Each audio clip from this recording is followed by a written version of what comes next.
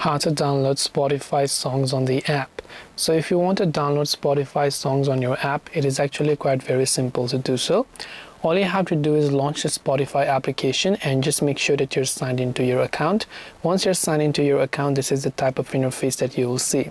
So let's say that there's a certain song that maybe I would like to download for some reason. I will simply have to go to a certain playlist. Now the only problem is that we cannot download individual songs. What we have to do is we have to add that to a playlist. So if it is in a playlist that we have downloaded, then the songs will be automatically downloaded, or we have to download the whole playlist itself by tapping on this little download button. And to download it, you will obviously need to have premium. So if you do not have premium, then you will not be able to download Spotify songs on the app. So I hope this video helped you. If you have got any further questions, feel free to also leave them down in the comment section below. As always, thank you very much for watching till the end of this tutorial, and see you soon in our next video.